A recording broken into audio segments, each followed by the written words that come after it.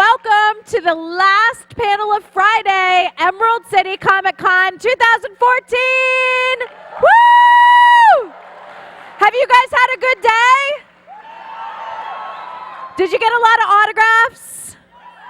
Did you see a lot of panels? Woo! All right. Well, to close out the day, we have one of my favorite people. Our next guest, he could always be counted on to figure out a way out of any problem, and I do mean any.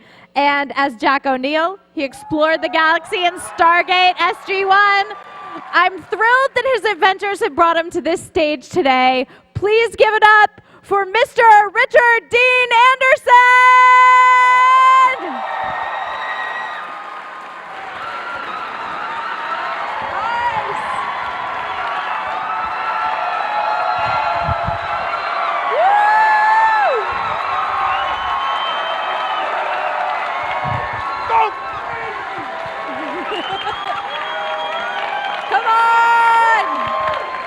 Thank you. Thank you.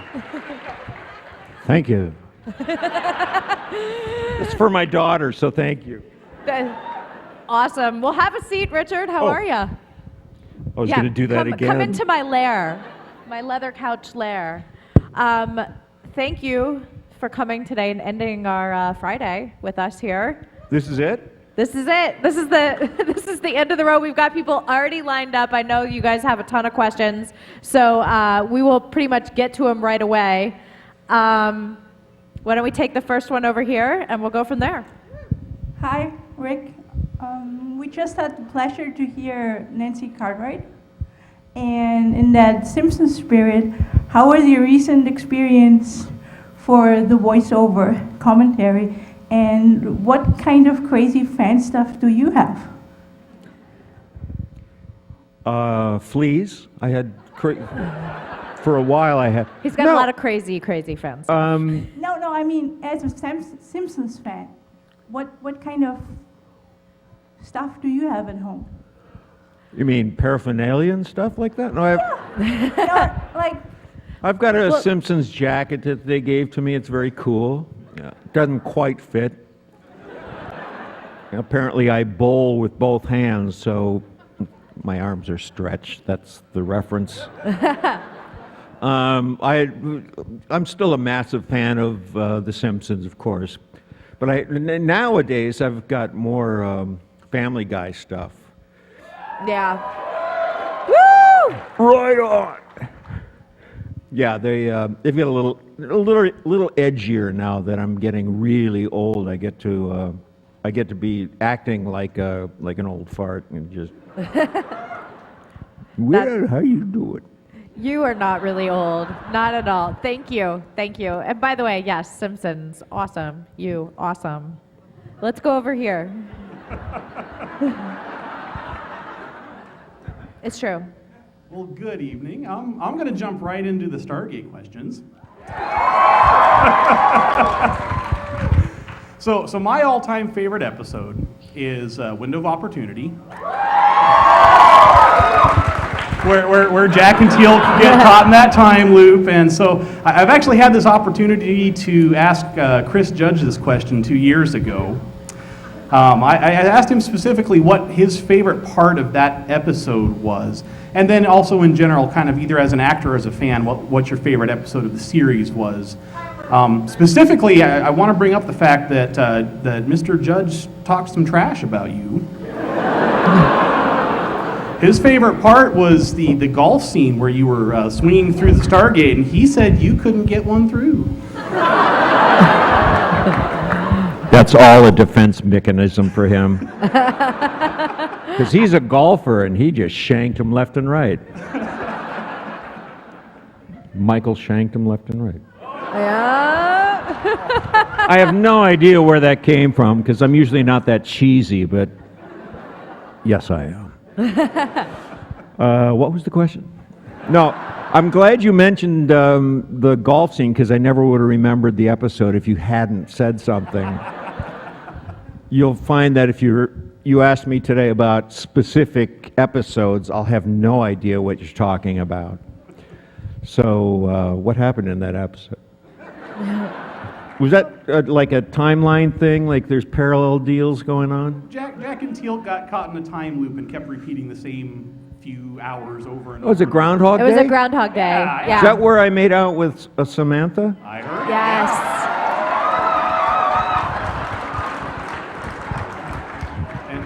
And I think we now know your favorite part. Yeah. Exactly. I think we looped around to that answer. Oh, yeah. Thank you. Thank you. We actually had a question from Twitter, kind of about Stargate, from Dave Johnson. Did any of the Yeah, you can look at my Twitter questions. There's nothing written on there. It's just all my questions. I just pretend someone submitted them. Did any of the Stargate SG-1 writers ever try to give Colonel O'Neill a MacGyver scene? Did that ever happen? No. Okay. Sorry, Dave. Sorry, Dave Johnson. No, that never happened. well, there was. Is he listening to us, or is that just a? He'll either he's going to watch the live stream, or he'll on FlipTV, or he'll watch it later. Oh. I'm not sure. So I'm not talking to him, right? You can, or you can talk to me. So I may be Dave Johnson. You never know. I just want your phone number. That's all. That's fine. We'll talk later. Okay. Wait. Oh, sorry. I should have seen the glistening diamond on her ring finger. No, I shouldn't have paid attention. I'm still flattered. What was the question? Well, I think we kind of answered it. The writers, they didn't really try to incorporate MacGyver No. Well, material. later on in the episode, during the seasons, I think Amanda said something. Yeah.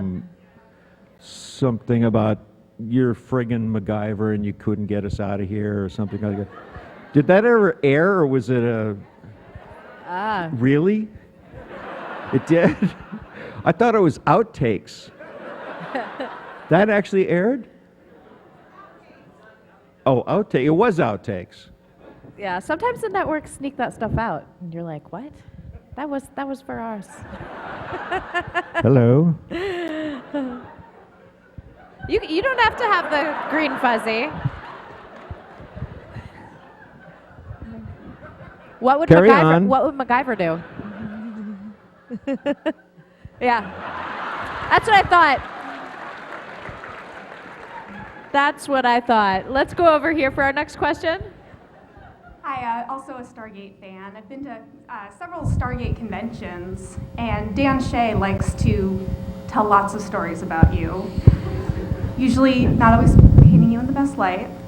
Do you have any embarrassing stories about him that you could share with us now? No? Any stories I have about him would probably be embarrassing. But not really. I mean, he and I used to play. Do you all know who Dan Shea is? Mm-hmm. About a third of you, right? Dan and I, when we first met, we met on an ice rink, actually. It had nothing to do with MacGyver, but we became fast friends. And just our running joke to each other was that neither one of us was a great skater or a great hockey player, but we loved the dynamics of it and the drama of play and competition. And what would invariably happen is if we ever got on a spectacular cliche-type breakaway against an opponent, one of us would pass it into the other's skates. And and that became our mating call wherever we were. Skates! So no, absolutely not. Obviously, I have no stories whatsoever. Well, thank you. Thank you. Thank you. I failed you miserably. I'm sorry. Hi, sweetie. How are you? Excuse me? What was your favorite episode of Stargate Atlantis? Or Stargate?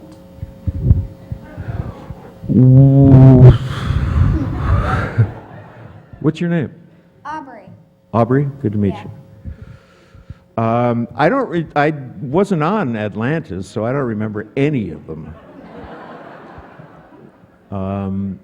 And what was the other show you wanted me? Stargate. Stargate? What? Oh, they got a shot of you up there.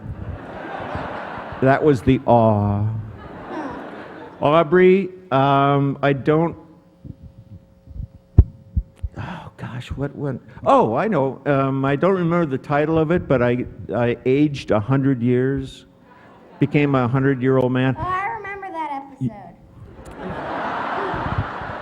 Please try not to interrupt. Okay. Please. Oh, it's okay. Sorry. You can interrupt anyway. But yeah, you had to go through all of this makeup thing, and took 4 hours to put it on and 2.5 hours to take off. So it was kind of an ordeal. But once I was in that thing, it was just wonderful to play. I mean, that's the reference to being older and, squeezing things. Came from doing that episode where I was just like this old man, all bunched? You were Bent over and hunched. bunched. You were bunched over. Hello, Websters. So yeah, that one became kind of fun to do for me. It wasn't that great an episode, but it was, for me, it was a vehicle to play old. And now I'm playing it for real. That's not. What about you, sweetie? Do you have a favorite episode? Yeah. Tell us. The Knox! That's a good one. Yes! Yeah. Good man. All right. Thank you. Thank you very much. The Knox. All right. Let's go over here. Yes. Hi, Mr. Anderson. I'm obviously a big fan of MacGyver and SG-1, of course, but since John Delancey's in town for the weekend, I thought I'd also bring up a short, small thing that you and he did together that I also loved, which was called Legend. And I was wondering if you had any stories to tell about that. I heard that you two were great friends and had a lot of fun doing it, and so I thought there might be some stories in that. Well, yeah, a lot, because I'd never met John other than at the audition. We called him in, and he was perfect for what we needed, and he just developed his own nuances, which John can do very well. He's a wonderful actor, and he and I found a really nice rhythm right from the start, I think, and it was nice to be able to bounce character stuff off of each other and find that, whatever that is that actors do, what act. I guess that's a kind of an acting thing. Act. But I mean, I don't have any stories about it except that it was a wonderful experience, and I'm really sad that it didn't do anything for anybody other than the audience. But yeah, it was just a ball to do. Perhaps we'll get it on a DVD release one of these days. Yeah, you'd think by now, right? Write letters. Thank Yes. you. Thank you. Great question. Thanks for remembering that show. All right. Let's go over here. Aren't you What? hot? What? Aren't you hot in that jacket? No. Okay. You look hot.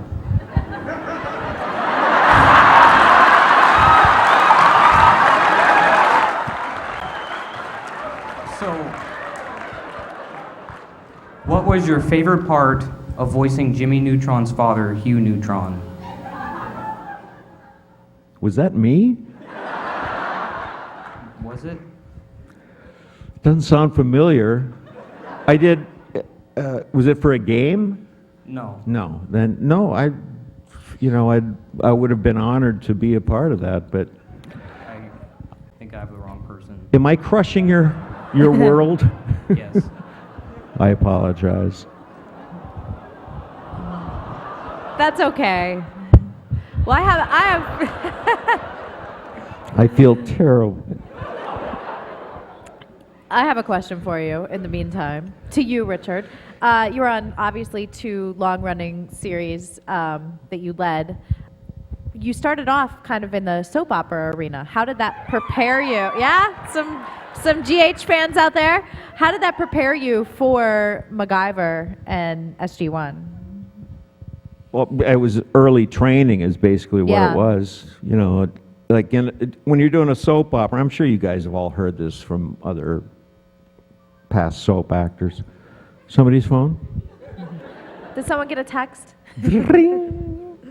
It taught me all the technical things that I needed. Who asked that question? Oh, you did. I did. But they want to know the Stop answer. moving around, will you? No. The technical aspects of, hitting a mark, knowing a camera, knowing angles, and all that kind of business, that you had to learn really quickly. They had really short tempers for people who didn't know how to do all those things. So, oh God, I'm sweating to death. Now you look good. You look good. Keep that camera right there.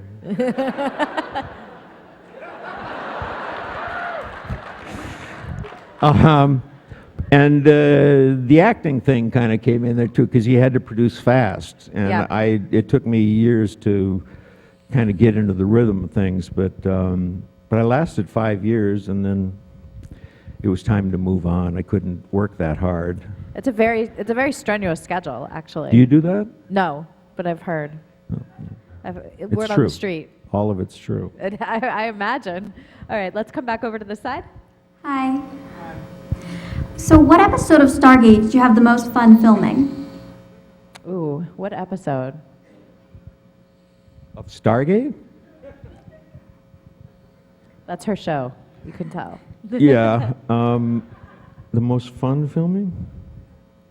Well, I wanted to say what was it? The 100-year-old man one, what was that? Brief Candle?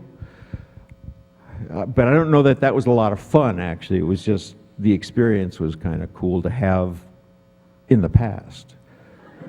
But I don't know, it's always fun to shoot off guns and stuff when you know they're not going to hurt anybody.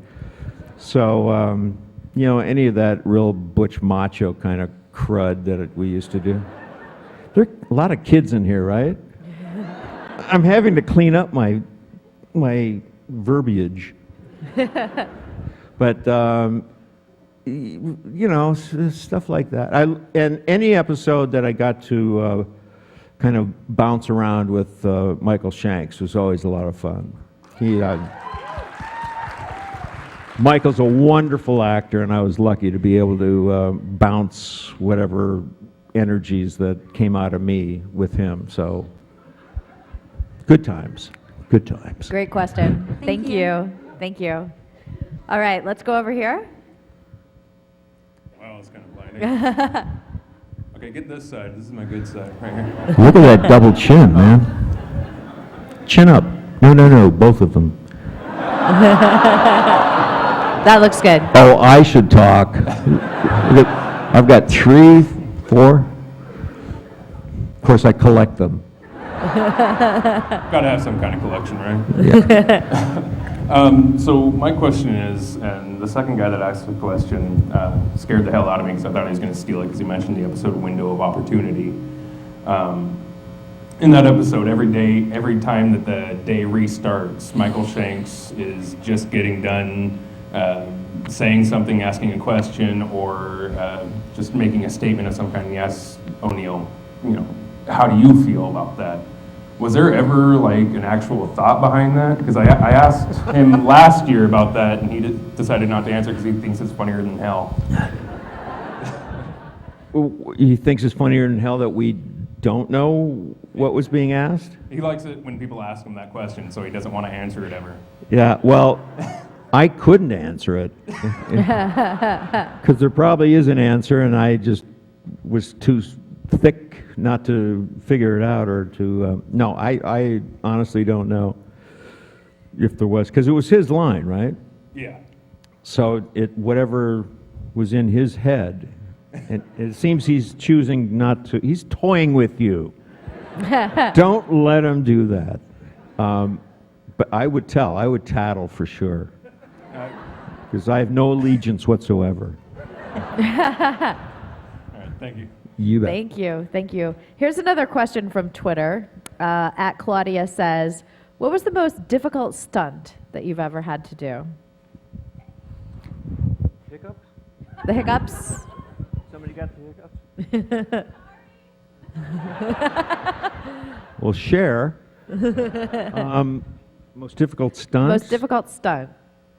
On either show? Any, in your career. Well, there were quite a few on MacGyver that I was, a couple of which I regret because I have a bad back because of them these days. But that serves me right. The hardest one, well, I had to jump over and land under a bridge, not a drawbridge, a bridge that you walk through or on. What's that called? Like the rope bridge? Yeah, kind of, but with wood on it. Oh. Suspension bridge. Is that right? Oh, yeah, suspension bridge. Yes. Yeah, that one. You all know it. It's right up the road. Yeah, I had to do that, and I was wired off and stuff, but it didn't matter. It was still kind of, looked like it's not scary, but it really is sort of thing. Although MacGyver was supposed to be scared of it, so it really worked well that day. He didn't like heights and things like that. That's a terrible answer. No, it's a good answer. I think jumping off a bridge is very scary and strenuous. I'll think about it and get back to you. Let's go over here. Hi, big fan of the Stargate series, but I grew up with MacGyver as my hero, so I was just kind of wondering what your favorite memory of that series was. Just out of MacGyver? Yeah. Well, I want to say something that's slightly lascivious, but it's not a good crowd. No, the scene got cut out, so nobody believed that it was for the show. But I remember we did have a scene where Penny Parker and myself, Terry Hatcher, had to kiss. And at that time, when she was like pretty young, she was just, I want to say butterball, but it's like, I don't mean that derogatorily. She was just like a child. She was just, well, an old child, older. So she had, she had meat to her, but I mean that in a good way. But her lips were quite bulbous, I'll say. Let's put it that way. Like pillows, you had to fluff them up a little bit. Too much yet? Anyway, we had to kiss, and I kind of fell into the pillow for about an hour. Just. No, not an hour. It was very short-lived and in front of a camera, so. Lots of reshoots on that. That was the toughest stunt I've ever done in my life. She and I become very good friends. Thank you. We'll be right back after this word. Thank you. You were literally in every frame of MacGyver, like in every frame of every episode of every season. How, when you went into SG-1, how did that affect like your decision in terms of like, I want my character to be the lead, or it's an ensemble cast, or?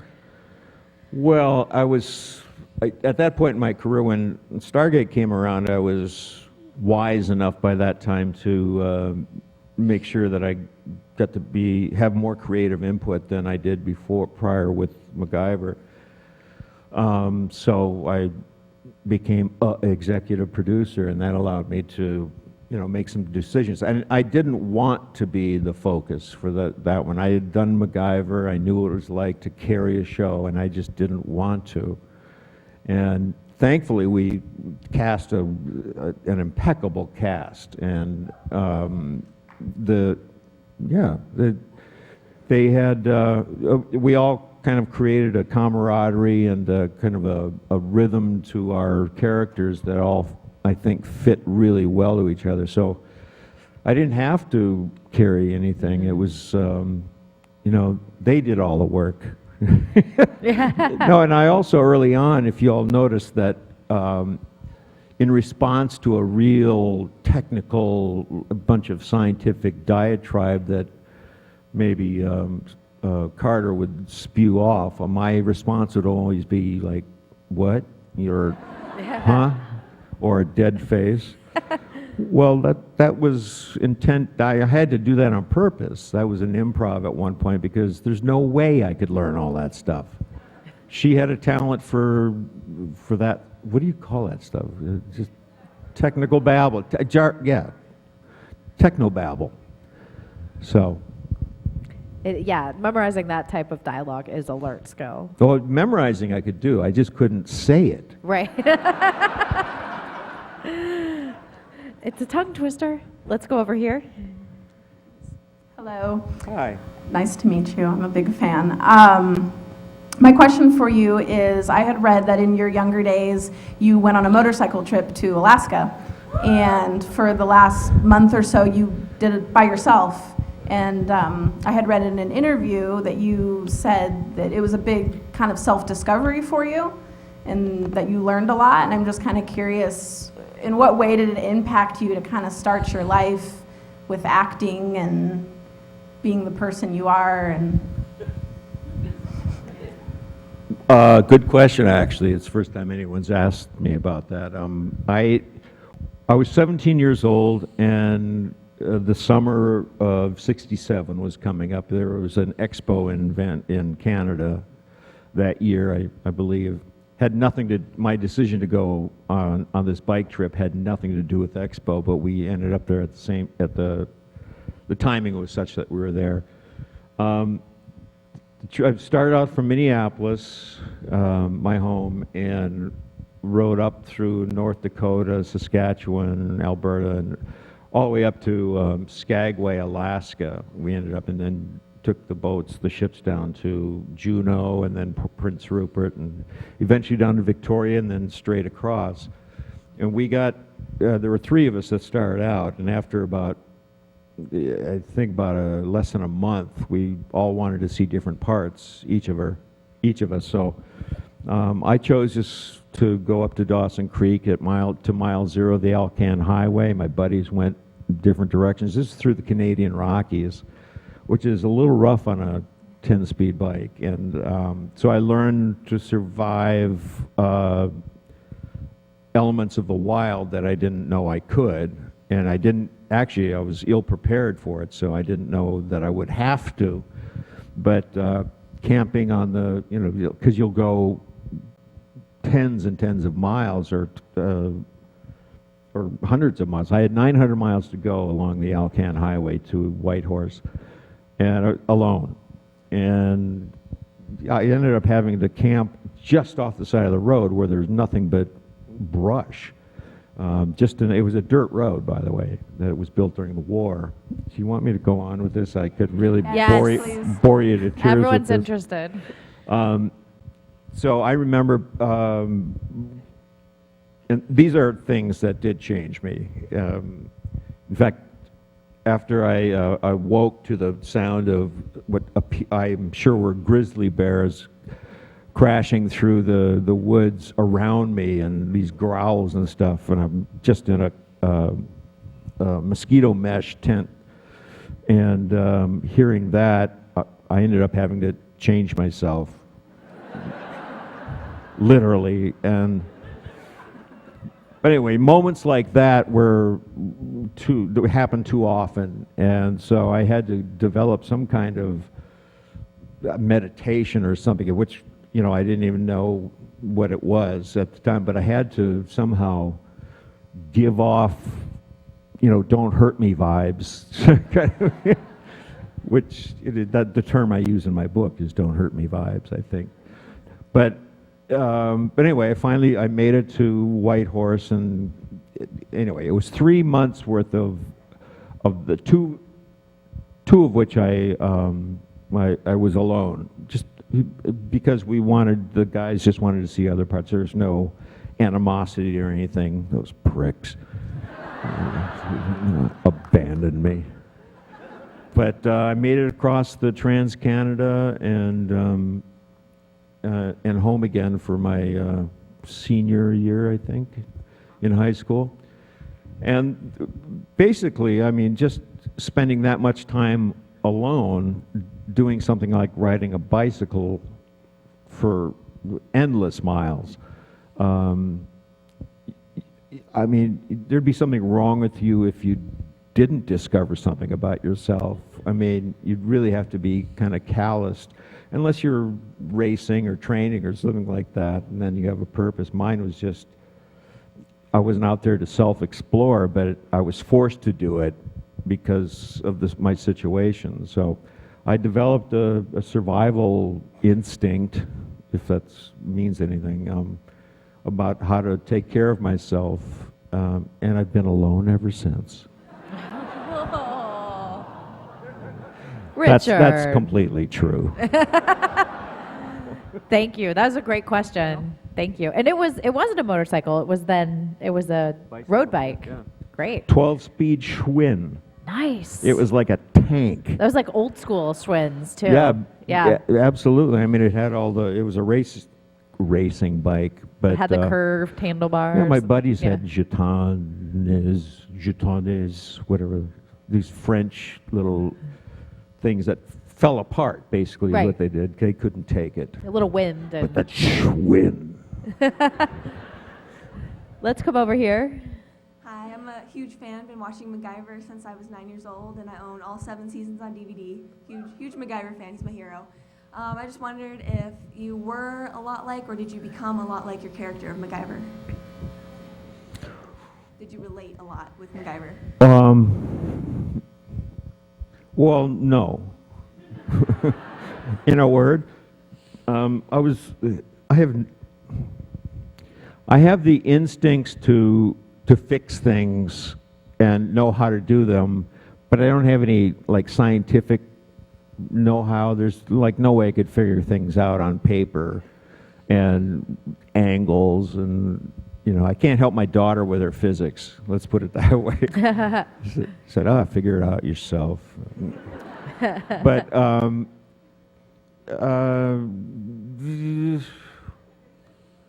what was the question?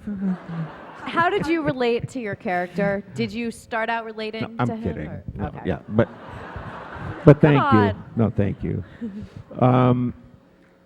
So anyway, as the show kept going on, a lot of my own character, my own personality started to become apparent to the writers and the producers and such, and so they started writing around things that I knew. So we started doing episodes where I got to ski through the trees and race cars and jump off a drawbridge and things I did as hobbies. No. But stuff like that, and then my own interests and such were such that they felt it was relatively interesting that they should write things make the character more Anderson than in reverse. So, but I'm not half as smart as he is. Believe me. Thank you. Anything? Thank you. Okay, we'll go over here. Hi. Hey. Mine is a two-parter in a way. First off, on behalf of my wife and myself, I would like to thank you as an actor and a producer for providing over a decade of fun and adventure and laughter and enjoyment into our household. So thank you. Oh. Anytime. Thanks. My second part is a playful hypothetical question. If SG-1 found themselves here at Emerald City Comic-Con 12 and found out there was a Goa'uld in the audience. A what? A Goa'uld. You know, those snake things? Oh, a Goa'uld. How do you think Colonel Jack O'Neill would handle that? It's hypothetical, right? Hypothetical. Do you know me at all? At all? I don't know. Anybody? Kick ass, did he say? Oh, Jack would. I'd run. Yeah, no. Forget the character. This is reality. You just want to bugger off. Eh? I keep forgetting you guys aren't really Canadian. You're near Canada. It's just down the road, right? It's just There any over the Canadians bridge. here? Get out of here right now. All of you. No. I love Canada. Absolutely adore it. That's so un-Canadian to yell out like that. Imposter. Sorry.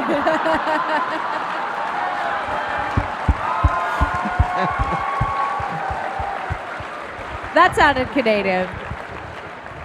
Great. That's all right. It's okay. Well, I think the answer was to kick ass, so. There we go. Thank you. Thank you very much. Yes, Good thanks. question. Let's go over here. Hi. I'm also a fan of Stargate, and I won't ask you any technical or specific question, but I was just wondering, well, at this point in the line, all the questions I thought of were mostly asked, but I did notice that your real-life personality seems to be quite similar to at least the sense of humor side of Jack O'Neill.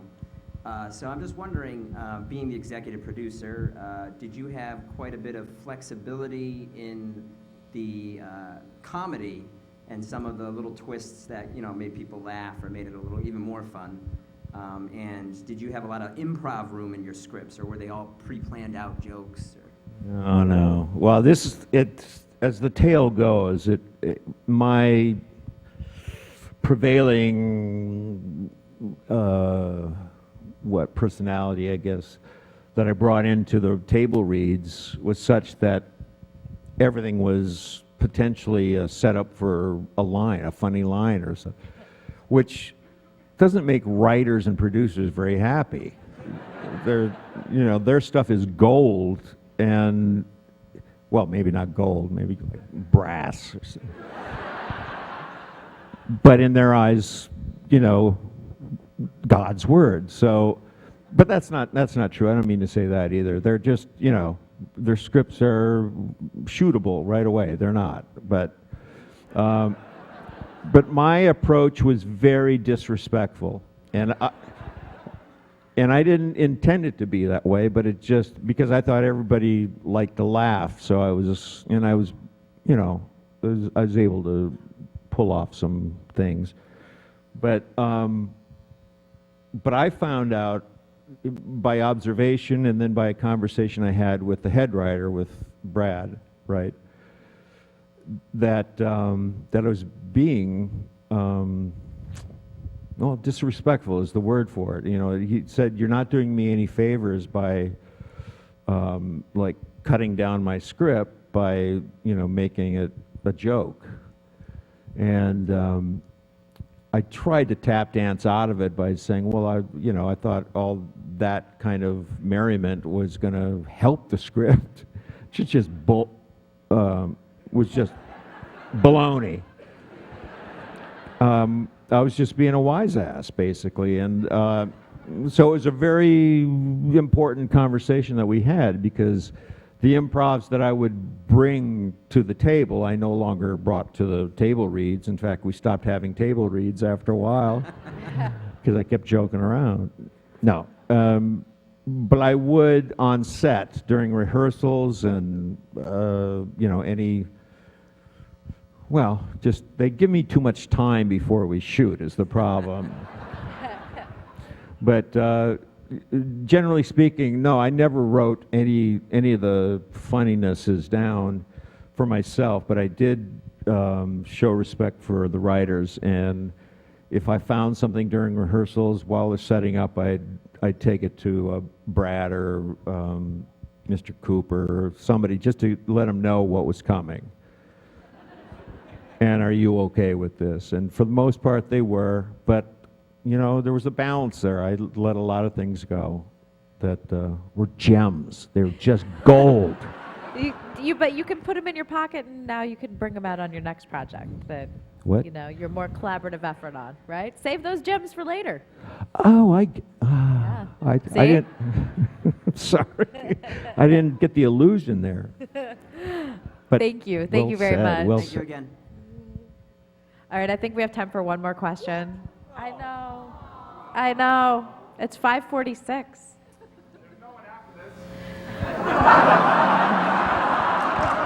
We'll take a few more.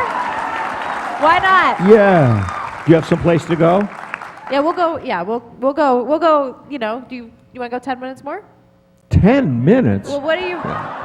Yes, of course. Let's I go. do. Let's I go to love 6. this. Would you guys like us to go a little over? All right. How about you guys in back? How about the way back? Do you care? I would say come on up, but that's asking for trouble. All right, let's go over here. Thanks for So enduring. you don't have the pressure of being the last one. Oh my gosh. Hi. MacGyver has always been my hero ever since I was little, like one of the other You're killing me. Go on.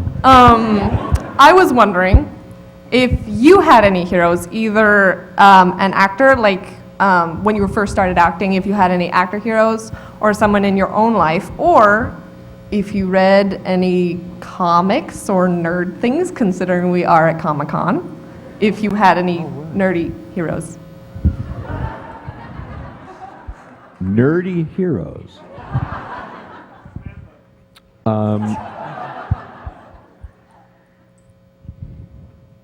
Mr. Wizard was. Oh, you're not yeah. old enough to. Seriously? Yeah. Don Herbert. I remember growing up, black and white television. I just loved him. He was, I don't know if he was heroic, but I certainly did, look forward to seeing that little snippet of a show he had. There was another one, Bobby Orr was a hero of mine. Yeah! Good old number 4. One of the things I have in common with him now, which is so much, I also have bad knees.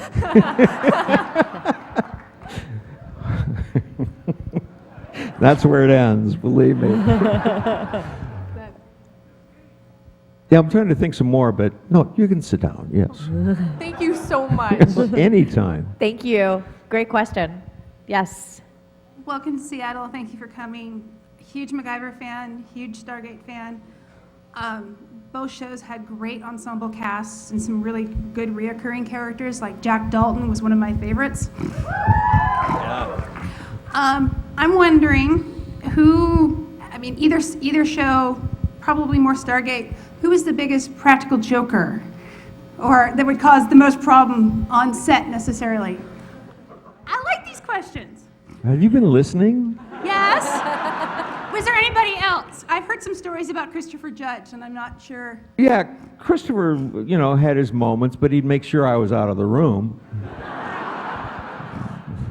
Trying to steal my thunder, that bastard. Well, Chris and I actually, as far as practical jokes go, it's actually not a joking matter, but we both had terrible gas. I've heard that. You heard that? All the way from Vancouver, you heard that? No, Amanda Tapping talked about it one time. Who did? Amanda Tapping? Oh, yes. Well, she would tattle on us. But yeah, he and I initially got into kind of a bit of a competition, which was so unfair to the rest of the world. Yeah, that's not cool. It's not cool? You're not a boy. This is true. I noticed that a long time ago, by the way. It is true. I'm not a boy. But, things like that were, that's as practical jokey as we got.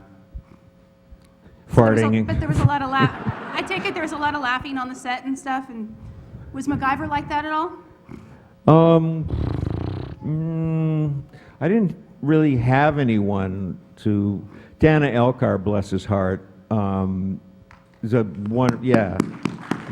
great man.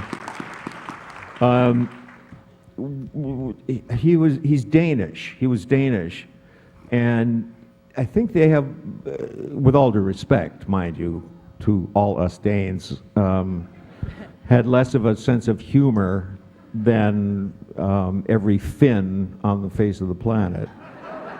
Is it about cover my heritage there? So us Swedes would stand out and make all the jokes. No,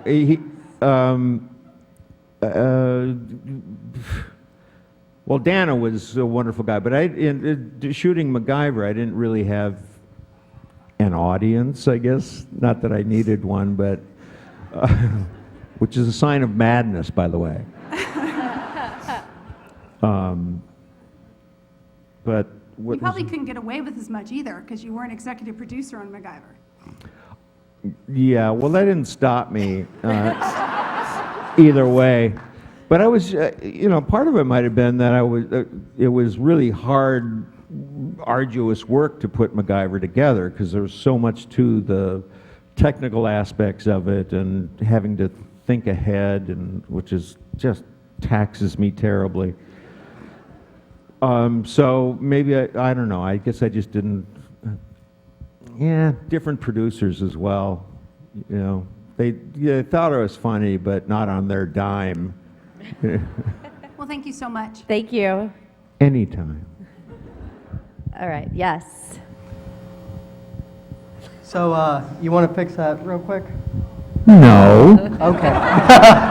How do you fix a roll of duct tape? No, your mic. My mic?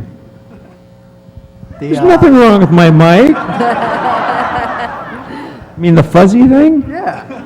All right, Just so a little condom.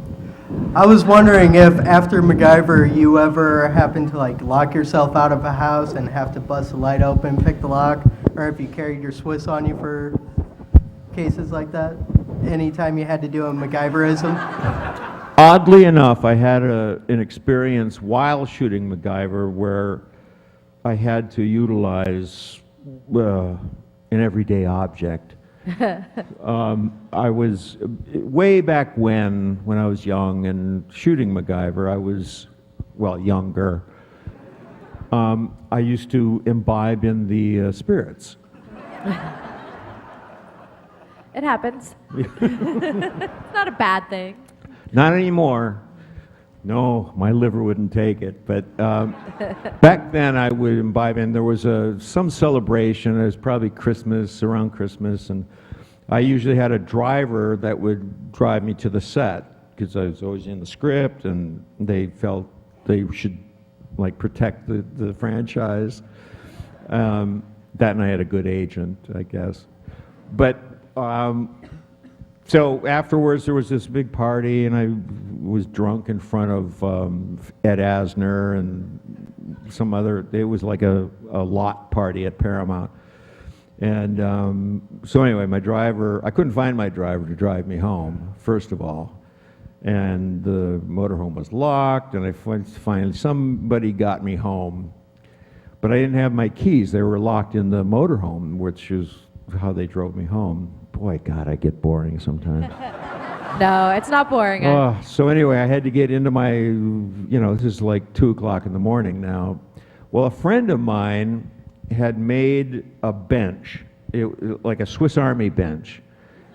It was about this size, a little lower, painted red with the knife's insignia on the front of it. Well, I used the MacGyver bench to throw through a window to get inside. That's genius. It's a true story. It worked much better than the Swiss Army knife for that. I said it worked better than the Swiss Army knife for that. Truly it yeah, did. It did. It did. All right, thank you. Great question. Let's go over here. First of all, you proved Christopher Judge wrong today, so thank you. He told me that I should ask you if you even remember any of your castmates' names. So. Well, he's right to ask. He did say there's been a couple times that there was somebody that had been on a show like 19 times with you and you had no idea who it was. It's, but.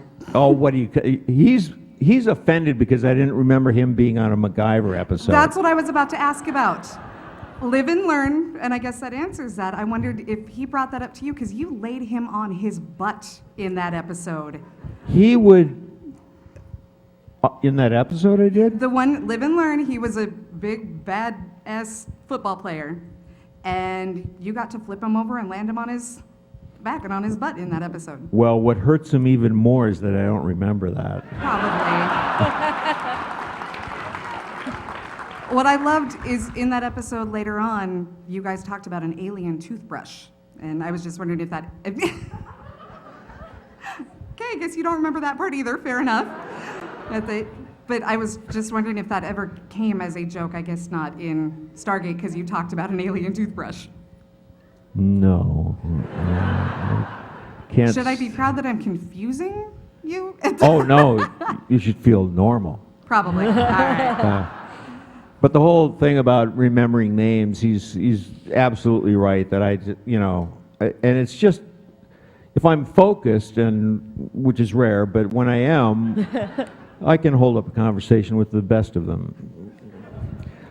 But most of the time, I can't remember somebody's name if I'm talking to them. In fact, as some of you may have noticed along the way, everybody's wearing a name tag. Even with that, I can't remember your name. And I apologize for that. To be fair, he did say most of that panel was filled with fart jokes. So, Fart jokes? maybe he's talking out his tail. I don't know. He does that a lot too. Well, thank His you. tail, I got to use that. Thank you. All right. Yes? First of all, thank you for coming and giving us all a wonderful time. Both my brother and I came because I'm a lifelong fan, and you were our childhood heroes as MacGyver, and I'm sure